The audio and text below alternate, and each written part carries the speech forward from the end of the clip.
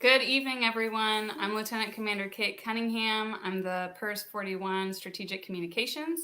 Joining me tonight is Lieutenant Commander Corey Zebian, the Department Head Detailer, and Lieutenant Jess Yang, the T through B Junior Officer Detailer. So tonight we're going to talk through some board updates to include Department Head Board, Early Command Board, the O4 Board, and then Talent Management Board. But before we jump into those, I want to talk through some other kind of Navy-wide updates that I want to make sure everyone is tracking. So first is the Navy Mental Health Playbook is out. Information on that can be found via NAVADMIN 05923. That playbook is meant to enable preventative mental health maintenance. It includes on how to identify and respond to mental health concerns, along with amplifying information on support systems, resources, and then how to kind of navigate those networks. Please make sure that you read it, take care of yourself. You got to take care of yourself to be able to effectively help other people. So please check it out. The other NAVADMIN 05823 that provides supplemental guidance on administrative absence and travel for non-covered reproductive health care. And then we had two NAVADMIN updates for the Department Head Retention Bonus and then another one for the Lieutenant Commander Retention Bonus. So for the Department Head updates, that message includes amplifying information on the payment scheme to include recoupment and repayment policy updates, and then also provides amplifying information to officers receiving DHRB if they get placed on limb due. And then for the Lieutenant Commander Retention Bonus updates, it includes payment scheme update, and then includes how that can be altered to support any officers selected below zone or officers merit reordered for 04 to make sure that those folks aren't disadvantaged from receiving the full bonus payment. Some PERS 41 travel that we've got. So next week, we've got a team of detailers and placement officers heading to Yokosuka and to Sasebo. That same team will be attending the SWO Summit in Yokosuka that's scheduled the 3rd through the 7th of April. Amplifying information on that is posted to our Facebook page. It includes kind of where we're going to be at, some of the wave top events that we've got going on. And then similar team, Footprint is going to be attending the Surfboard Diversity, Equity, and Inclusion Symposium. That's going to be in San Diego on the 11th through the 12th of April. And then we've got a team of LDOs and warrant officers that are going to be in Yokosuka the 10th through the 11th of April, and in Sasebo the 13th through the 14th of April. And I'll post details about that tonight so that everyone can see their footprint. An all-nav Surf4 message was released on the 6th of March that announced a new opportunity for division officers to execute a single longer tour. I'm going to let Jess provide the details on that. Yeah, thanks, ma'am. Okay, so Single Longer Tour just went live this month. We'll just talk about some of the things that make you eligible to apply and some of the things that are required of you to fully execute the Single Longer Tour. So for application, you're going to be reaching out to your detailer with your request. Some of the minimum things that you have to have is by your 24-month mark or by your slate month, you need to notify your detailer that you intend on requesting Single Longer Tour. You'll have to have at minimum 300 qualified OD hours and your CO's endorsement. So those two things are very key to have when you're reaching out to your detailer. But let's say like maybe you have like 250 OD hours by your slate month, and maybe you're going on deployment the next day or like maybe the next month or something. Reach out to your detailer. We'll verify it with our team at PERS, and we'll see if like your case is you can move on with it, or maybe we'll like make an excuse for that. So again, just reach out to your detailer. Like we'll always talk it through and see that if your case is acceptable for a single longer tour. But another big thing is that you will need to screen for a department head. So that's a huge thing that will make you eligible through single longer tour, like being able to execute the entire thing. And by the end of that so one of the bigger things is also agreeing to staying a minimum of 36 months on board. So that minimum is to allow you to screen for a department head, allow you to get the 600 qualified OD hours, which is required by the time you rotate to your shore duty, and to have your EAL letter. So minimum 36 months. So that gives you 36 months to get everything. Maybe you don't have EAL and you need it at like month 37, month 40. Like that's fine. But your agreement is to the minimum of 36 months. Um, and one other thing is that, in order to rotate to shore, you will have to pass through ADOC and OD phase 2 before you start that shore tour after your single longer tour. So this is very new. Again, this just went live this month. If you have any questions or your command has questions, please feel free to reach out to any of the JO detailers. We're standing by to take your guys' calls. And Corey, would you like to add anything to the single longer tour piece as far as how it might impact the department head board in general? Sure. So the board members will be briefed on the single longer tour program, as Jess said, the expectation is that you'll have to screen for department head on your first look, and as part of this program, you are signing a letter of intent saying that you're gonna sign DHRB if you execute this. So the board will be aware that you've decided, if you're executing single longer tour, that you have decided that you want to commit to the SWO community and serve as a department head. So they will know that when you go in for your screening. Awesome.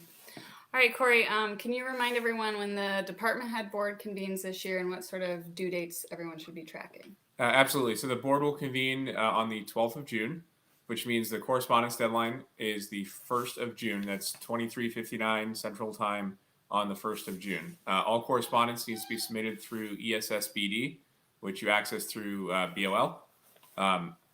If you are submitting correspondence to the board, though, please also submit it to your JO detailer as a backup to make sure that we have your correspondence. Specifically for the department head board, we'll talk in a little bit. We'll talk about the 04 board and how things are a little bit different for that. But for the department head board, if you have correspondence you're sending, send it through ESSBD and then send it through your JO detailer to make sure that we have it as well. And that's fit reps that may be missing, awards, anything else you want the board to consider, and we'll talk, I think, in a little bit here about some delayed looks, special additional looks, those kind of things as well. And your JO detailer's contact information is available on our SWO My Navy HR webpage. It's on the very front page, first link at the top. So just look for your alphabetized JO detailer and make sure they're tracking. All right. Live question, is the hours of bridge time requirement only for the single longer tour, or is it a new requirement across the board for all divos? Yeah, so it's only for single longer tour. Like if you want to be eligible for that, to apply, you have to have a minimum of 300. And then to be able to rotate to your short tour as a single longer tour divo, you'll have to have 600 hours before you can rotate. So not applicable to everyone, just for single longer tour officers. Great question. All right, Corey, sort of back to talking about the department head board. What should option officers be doing differently this year compared to all the other previous department head boards? Okay, so this year, in the message that announced the department head board, we included language that says if you are an option officer, your record will not be briefed to the board, and you will not be eligible to be screened to the department head board unless you submit correspondence to the board that says you are willing to basically waive your option or revoke your option and commit to being a SWO department head. If you send that letter to your JO detailer and through a letter to the board, we have a template for that. If you're interested, contact your JO detailer. Then your record will be reviewed by the board. Otherwise, if you are an option officer, you are not eligible to be selected this year. All right. There was a NAV admin delay that impacted several lieutenant SWOs. Basically, they were scheduled per the all-nav to put on the new rank of lieutenant from anywhere between 01 October all the way through the 1st of February. And then the NAV admin authorizing them to wear the rank came out in the middle of February. So technically, they should have still remained in a lieutenant junior grade selected status, even though their date of rank will be reflective of when the all-nav said they should have put it on. So that ended up causing a lot of kind of fit rep nuances where they weren't in the January lieutenant periodics, and a lot of them received lieutenant junior grade selected fit reps. So Corey, can you kind of speak to what we're doing to make sure those officers aren't disadvantaged at the board? So prior to any board, all the board members receive a briefing from PERS 32 about fit reps and the fit rep system and things to look for for fit reps, the board will also receive briefing from the SWO community that says these are things that we're looking at. So we expect the board members will have a discussion about the delay and what it caused as far as fit reps go, any issues it may have caused, and then we'll also make sure the board members are aware of to look specifically for those officers who may have been impacted by that and who received a Lieutenant JG select fit rep, and to know that fit rep should not disadvantage the officer, and it should be viewed in the context of it was a larger Navy issue and not anything the officers themselves did. And we reached out to all of those impacted officers and kind of worked through all of their unique circumstances to make sure them and their command had all of the guidance that they could need, kind of working through that unique situation. Can command submit special fit reps for the purposes of the department head board? So no, special fit reps per the Bureau's instructions in 1610, you can submit a special fit rep for a statutory board. So that is the 04 board that we'll talk about in a little bit. But the department head board is an administrative board, so you cannot submit a special fit rep for that board. We'll talk about it a little bit, but you do want to go and make sure that any fit reps you have are in your record. Options, if you are not able to get a fit rep, you obviously can submit a letter to the board on where you explain your situation. You can also submit a letter of recommendation from a CO, which can be pretty close to what the verbiage that would be in the fit rep. CO can put that in a letter of recommendation, and you can submit that on as part of a letter to the board. But we can't accept a special fit rep specifically for the department head board. Thank you. What did last year's department head board value when they were briefing and voting the records? Okay, so there's two things in your record that definitely want to call out, and then something that might be missing from your record. So one of the biggest things the board looked at was your trade average over your reporting seniors cumulative average, or RISCA. So that's something that you need to be aware of. It's a conversation you should have during every fit rep debrief you do.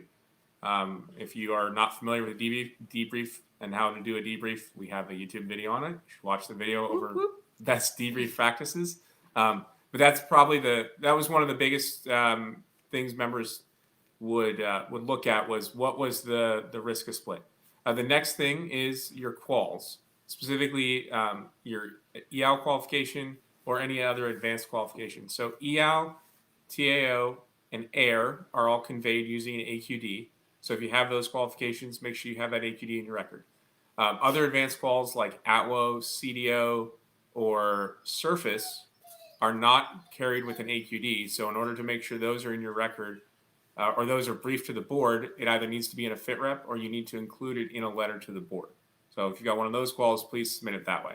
And then the last thing the board really focused on last year was missing fit reps. Look at your record.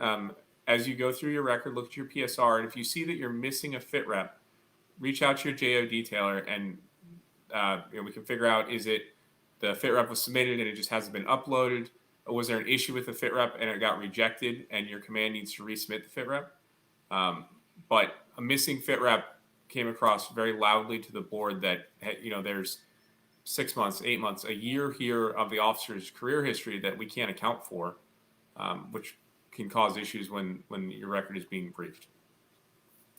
So when you're looking at where you are with your quals, so we talked a little bit about advanced quals. They help you out. Something to know is minimum requirements to be eligible to be selected. You must have received a department head afloat recommendation or higher.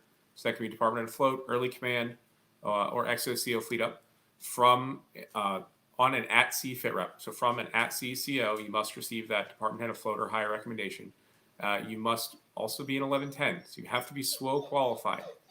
We ran into some issues last year with officers who got their SWO qual very close to the board.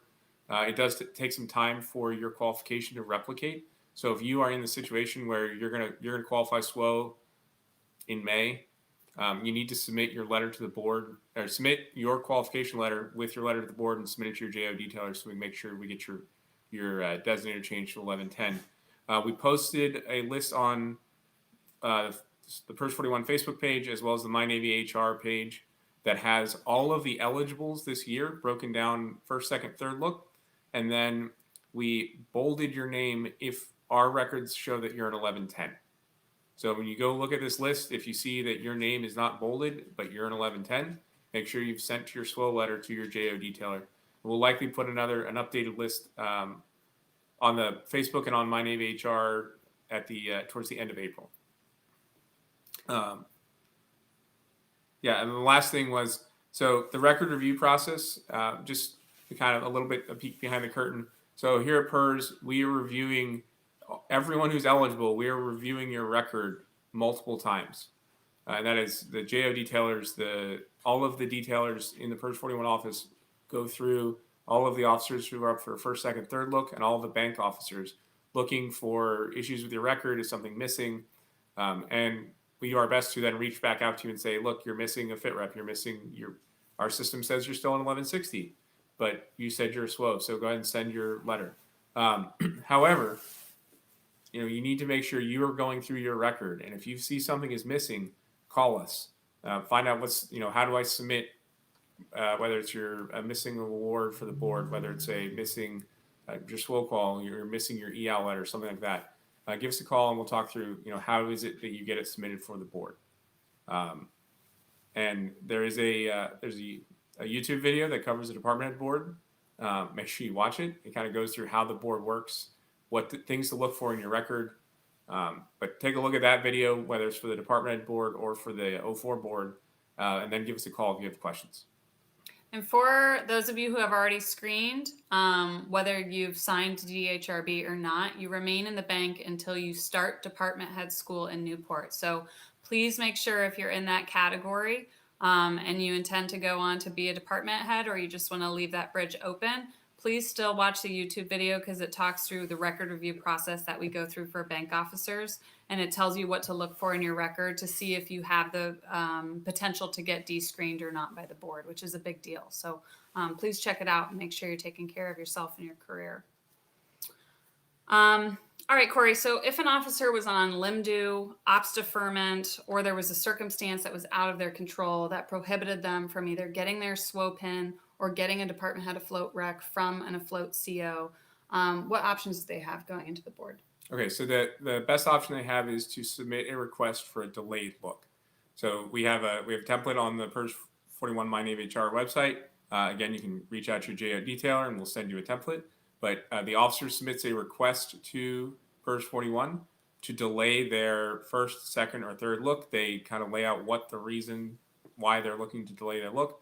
That'll all be briefed up to Captain Heems. He's the approver for a delayed look. Any disapproving of a delayed look will be done by board action. Officers will submit their delayed look request to us, and they'll be notified after the board if their delayed look was approved or disapproved. So Kate kind of listed some of the reasons to do a delayed look. A couple other ones that we'd like you to think about is if you did like an IGEP, an immediate graduate education program, where you graduated from your commissioning source and then you went to get a master's degree for 2 years and then started your SWO pipeline, or if you are a late add to the SWO community, as you came from maybe the flight school or you came from submarines, and you only have 1 or 2 fit reps at sea, then give us a call. We'll look at your record and say, do we think you should defer your first look?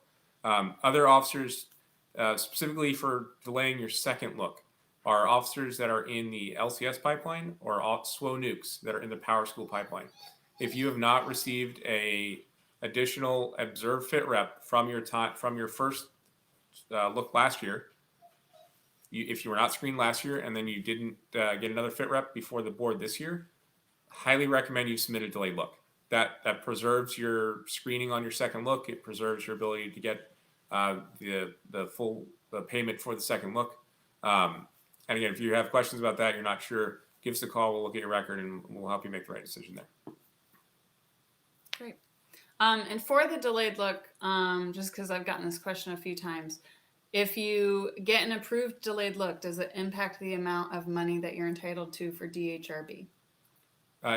No, because DHRB is based on what look you screened at, is what you're entitled to. Now, there's There are some caveats that are tied to the timeline that you're paid over, and that's tied to some restrictions we have by law. All of that's laid out in the DHRB Nav Admin. It's got all the payment charts in there.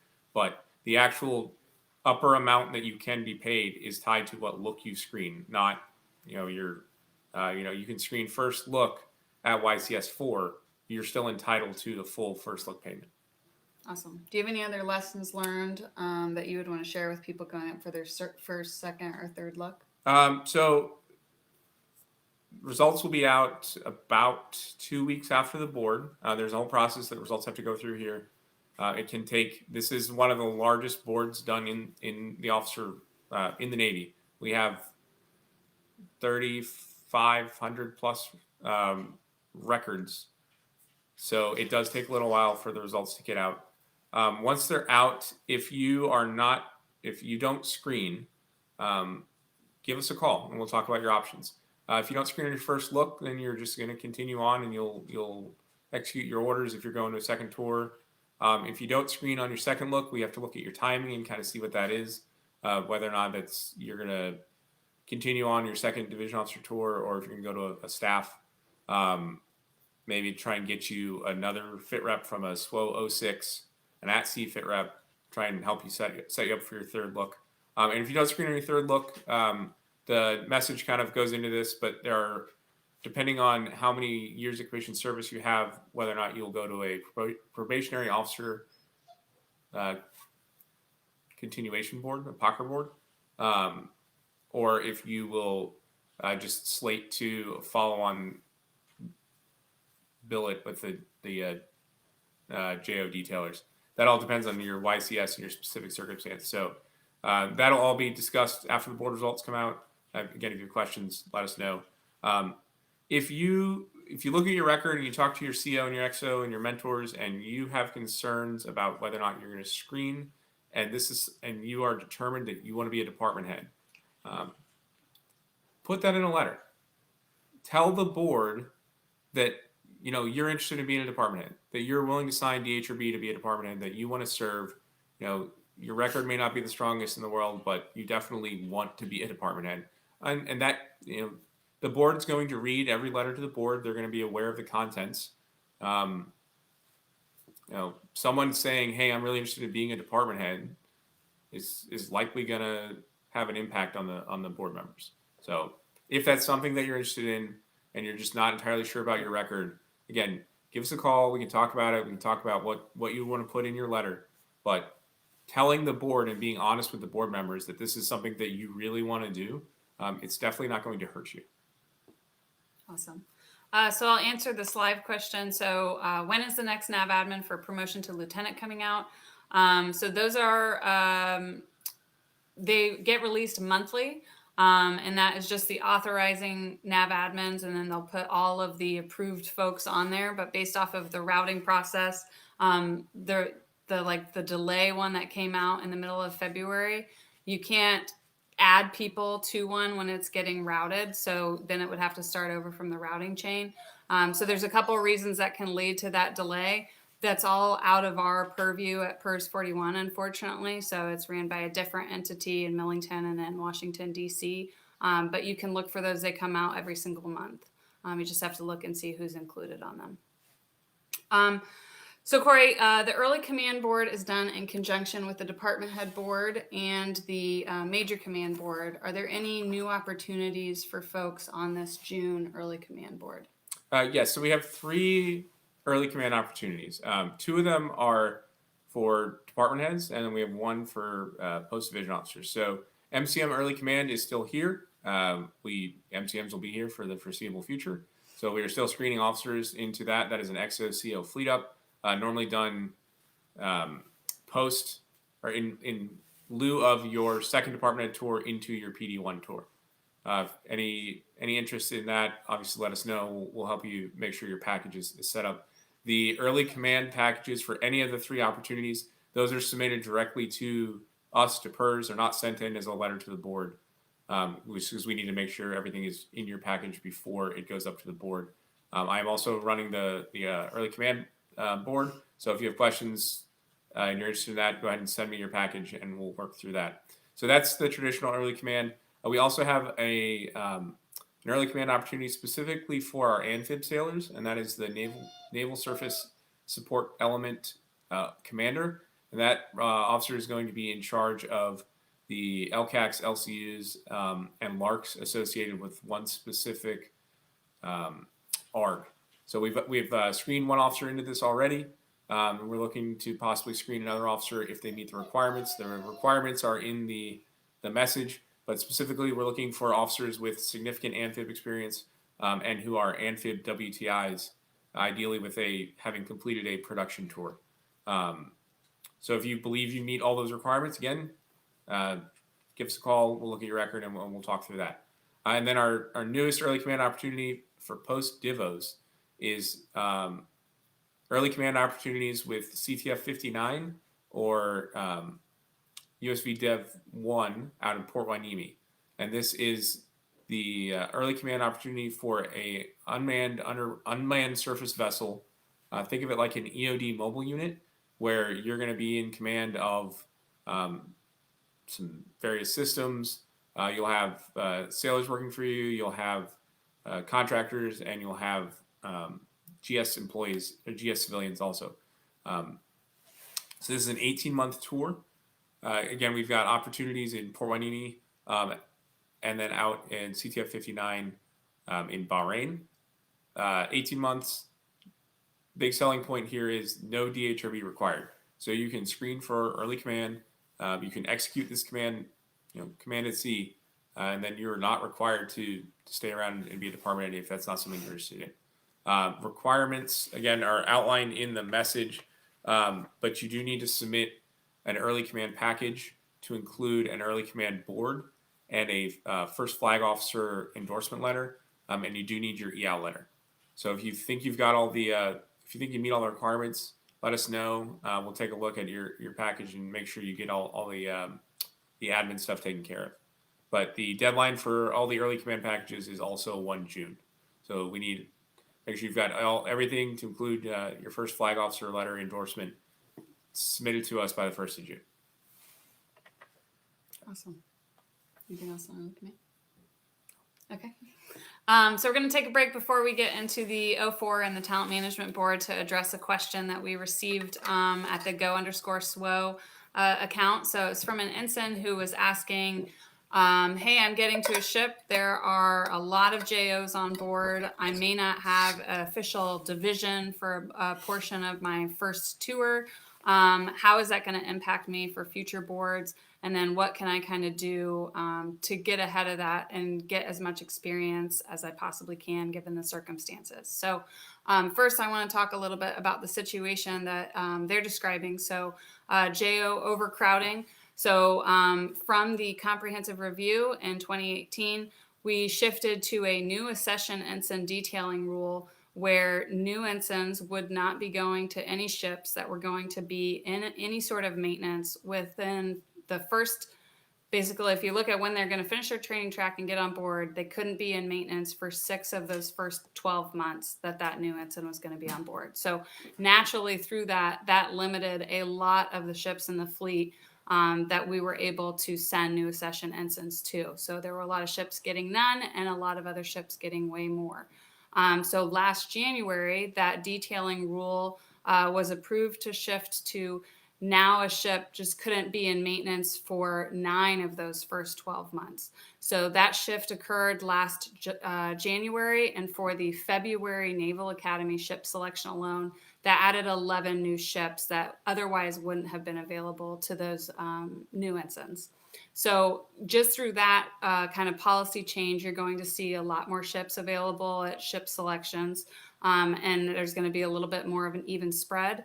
Another factor in that is if you take year group 20, for example, we had about 1,050 new ensigns from that year group. For year group 23, we're going to have closer to 850. So you're going to see that also kind of help mitigate that issue. And then some other policies we've got in place. We've got the new division officer sequencing plan where, fast track folks who are working towards their qual quickly can now rotate at 24 or 27 months. So you can get those folks rolling onto their second tour faster, clearing out their way for other people to have more space to work on their quals. And then also now with the single longer tour option, where you can just do one tour for 36 months on the same ship, that will kind of help with that disparity as well. So Jess, if you want to talk about kind of some ways that people could mitigate that just from an experienced division officer standpoint, that'd be great. Yeah, so like if I know the officer was more concerned about not having a division and not having that kind of experience, but honestly, like if a good officer will get to know the rest of the ship and get to learn from all different kinds of departments. So like maybe you're just in one department without a division, but you can always go to other departments. You can go to engineering, combat systems, and learn from those division sailors. Working towards your qual and just getting to know them really helps out a lot. But I don't see it as a disadvantage. There's always a lot of ships that also include divo shuffles in kind of like their scheme of operations. But I don't think it's a huge disadvantage to you. Rather, I think of it as like you can float around to other divisions, other departments, and get to learn about what they do. And honestly, you can also try and qualify a lot faster to be eligible for those DOSP adjustments that Mam was talking about. So you can work on your quals and try and shorten your first division officer tour to 24 months, or it leaves a lot more time for you to get your EL letter. Even other quals like air or BIMDO. So really take that time, take advantage of it by qualifying faster, but you're not restricted to just one department without a division. Like go seek out the other sailors in those other divisions. And then Corey, can you kind of speak to if somebody didn't have a more traditional division officer assignment during that tour, or that just their experience might vary, how you could kind of see how that could potentially impact future department head boards or O4 boards, and kind of ways people could mitigate that? Okay, so it'll be kind of two different things here. So for the department head board, the board members, at least from the last couple of boards, are really focusing on the individual's record. It's not they don't hold the ship's schedule against the officer, and they don't hold the fact that that the officer may not have had a division against the officer. It's given your circumstances, how well did you perform? There are ships out there that have always had a lot of ensigns. Some of the larger amphibious ships, LHDs, LHAs, have always had a lot of ensigns who don't have the traditional divo role, and it's never really been held. It's not really held against you. And then for the O4 board, which I think we're going to talk about here in a little bit, as a community, what we've told the O4 board at large is we value officers who have committed to serve as department head. So officers who have screened to be a department head, signed DHRB, slated into a department head billet. Those are the officers that we're looking to screen for O4. So if you didn't have, a full experience as a divo, you didn't have a full division, that's not really something that's going to come back and be an issue for the O4 board. Thank you.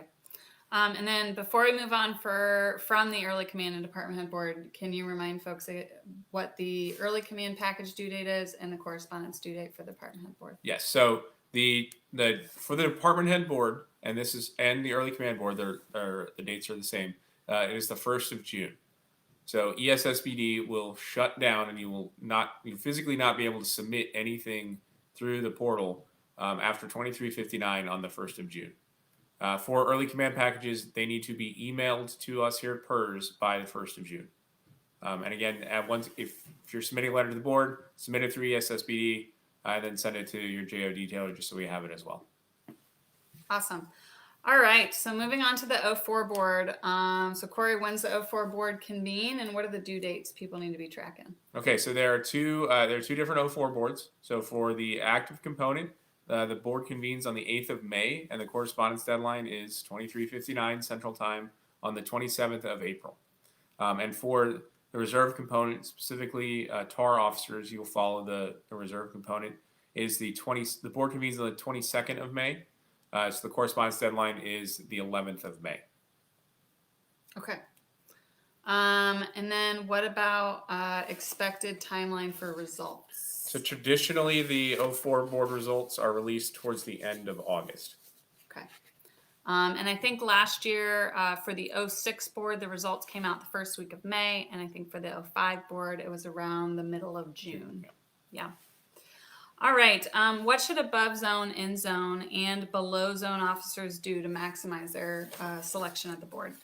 Okay, so we'll kind of go through this individually. Above zone officers, if you are above zone, you likely need to submit a letter to the board to kind of explain whatever your situation is. And we are available. So we'll talk briefly. Major difference between an administrative board and a statutory board. So we've spent the last couple minutes talking about the department head admin board and how, as your detailers, we can kind of help you through that process. For a statutory board, detailers are not allowed to be involved in the process. So we don't have access to the board. We don't have access to anything being briefed. We can't submit anything on your behalf. We don't know who gets picked before the results come out. So anything involving the 04 board, we will be more than happy to review stuff with you before you submit it, but you need to submit it. We can't submit it on your behalf. And if you miss the deadline, we can't walk it over and submit it for you. That is a hard deadline in ESSBD. If it goes past that deadline, you won't be able to submit the correspondence. So above zone officers, if you're in a situation where you find yourself above zone, hopefully we've already had this conversation, but if we have not, reach out to myself, reach out to Kate, and we'll talk to you about, in your specific circumstance, a letter to the board and what you really need to address in that letter. So again, not a whole lot of people in that situation, but if you are, you really do need to kind of address it with a letter to the board to tell the 04 board kind of what's going on. So in-zone officers, so in-zone meaning this, ideally you're going to pick up this year. So if you are in the seat as a department head and you've received a department head fit rep, we want to make sure that fit rep is in your record. So if it's not showing up in your PSR, you'll need to submit it as a letter to the board. If you have quals, send us your qualifications. We can update anything that's a non-joint AQD. So specifically for department heads, we're talking about your TL letter, your EL letter. Send us the letters and we'll get those updated. We need about 2 weeks from the time we put your AQD into our system for it to replicate across all the Navy's systems. So we want to make sure that it shows up. Send us the letters as soon as you get them. So that's it. For in-zone, that's really what we want to make sure is you either have your department head fit rep. If you are not eligible to get if you did not get a normal fit rep or a periodic fit rep in January because of your training track, if you report to your ship between January and the correspondence deadline, you can submit a special fit rep because it's a statutory board. If you're in this situation, you should have already gotten a kind of a description of what that fit rep needs to say. But if you need some assistance with that, we can kind of get that to you. Again, you will submit that as a letter to the board. The command submits that fit rep, the normal fit rep process. But in order to make sure it makes it into your record, you need to submit it as a letter to the board. And then finally, if you are, there's a handful of officers out there who are not going to report to their ship prior to the board because of their training track, you need to submit a letter to the board. Again, you should have the template we provided. If you don't, let us know. We'll get you the template. But fill that template out, submit it to as your letter to the board. And the last 2 years, we've had success with officers in that situation. So that's the in-zone officers. Below zone, so I believe it's 10%. The board is authorized to select up to 10% of its selectees from the below zone cohort for just kind of expectation management. Last year we had 2 SWOs selected below zone, so we're not expecting a whole lot of people to pick below zone, and that's kind of by design. We want you to be selected in zone, but if you are eligible but you are not in zone, that means you're below zone. If you have a question about your record, let us know. We'll take a look at it. You are within your rights to submit a letter to the board if you want. You can submit anything in there you would like to submit. Just know that the expectation going into it is that if you're below zone, you likely will not be selected, and that's not an issue. We're really planning to you to select in zone. So, can below zone officers receive special fit reps for the purposes of the board? No, I believe you have to be in zone. Okay. And so again, we get this request before most of the promotion boards, but things that we can do to help you again is we can update non-joint AQDs in your record, and we can provide guidance for a letter to the board. We can provide you the template, and if you are concerned with what's written in it, we will gladly look at it and tell you, hey, we think this is something you should say. But we cannot submit anything on your behalf. We cannot add fit reps to your record. We can't add awards to your record. We can't add degrees, transcripts. Can't add any of that to your record for the purposes of the 04 board. And at this point, we are a little bit over a month from the correspondence deadline. The default answer is if you have something that you want to send to the board, send it as a letter to the board. Go through the process to get it properly put in your record, and that's something again we can provide points of contact or who you need to send the stuff to. But just based on how long it takes to update our records, if you've got something and it's not in your record right now, go ahead and look at submitting it as an enclosure to a letter to the board. And please don't send us your full record in an unencrypted email. That is bad news bears. Yes. All right, so we're going to move on to the Talent Management Board. So Talent Management Board is sponsored by PERS 41. So we do it within our shop. So we do have positive control over that process, unlike the 04 board and the other statutory boards. So Jess, when is the Talent Management Board convening this year? And when can people expect the Talent Management announcement? Yeah, so the announcement is expected to release by the end of May / beginning of June. Really, we have to wait on the C plan, which is a message that dictates what quotas of these graduate education programs go to which communities and like how many we get. So we are kind of at the hands of that, but if it doesn't release by end of May / beginning of June, we'll be releasing in that time frame. Because the board is going to be held the beginning of August. There's no set date yet, but you can expect beginning of August is when we'll have the board here at PERS 41. And the due dates for the application will be somewhere about like 2 weeks prior to. So you can expect mid to end of July is when applications will be due. So you have about like a month and a half to talk to your detailer about the timing of some of the programs that are on there. Application things and getting letters of recommendations from any senior personnel or mentors that you want to speak on your behalf. Are there any new opportunities that are going to be available on the Talent Management Board this year? Not entirely new, but something that we have and we want to like advertise and talk about a little bit more because it was offered last year, but it is offered again this year is some WITI and NPS bundle packages pretty much. So you can as soon as you get accepted for talent management to an NPS curriculum, there are some curriculums that we require that will require you to do the curriculum, but you can also do WITI right after. And it'll be an automatic, pretty much like a red trip through talent management to WITI, and we'll ask you which flavor of WITI that you want to be. So maybe you want to do a specific curriculum at NPS, and you also want to do WITI. Talent management is the perfect opportunity to do so. Just talk to your detailer on which curriculums are going to fit for you and like how we're going to work that with your timeline. So yeah. Awesome. What other timing considerations should people kind of factor in when they're applying to talent management and picking the programs they're interested in? Yeah, so one of the biggest things is, especially for graduate education, we can only start certain programs at certain times. So, for example, FSEP, which is a really popular talent management opportunity, the Fleet Scholars Education Program. So for this program, it's 2 years of going to college, doing your master's, and not doing anything Navy related. However, with FSEP, we can only have officers start that in July of that fiscal year.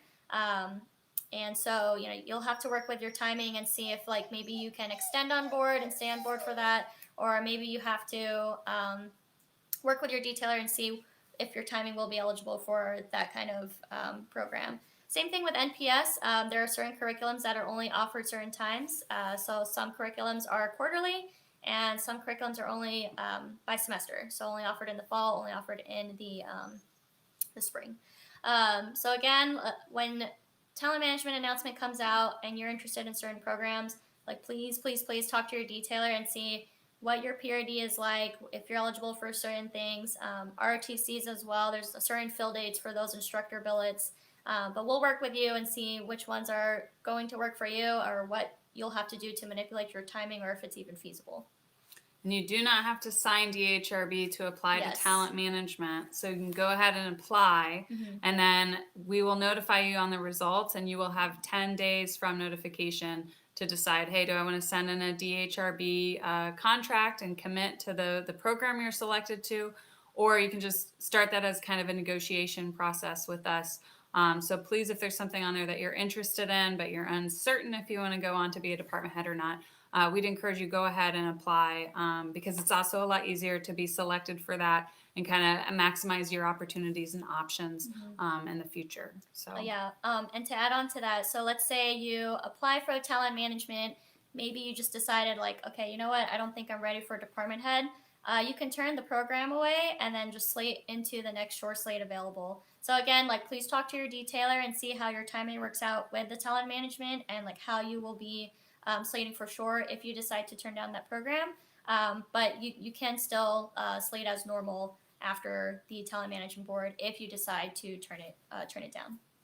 awesome. Do you have any other lessons learned related to the talent management board? Yeah, so one thing I strongly encourage all applicants to do is put various programs, put as many programs as you think you're interested in.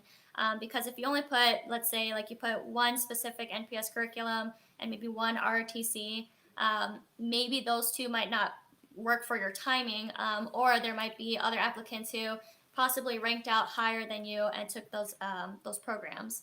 So I recommend just having as many programs as you are interested in. Put it down. Talk to your detailer on what interests you more, or maybe you'll take this program over this program if one program is gone or something like that. And then also, if you're strongly interested in NPS, please get your APC calculated now. You can request that now through NPS's website.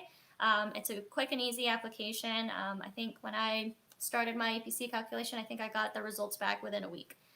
So anyone can do it at any time. Just go on the NPS website. You can do a little Google search and look up how to get your APC calculated. Awesome.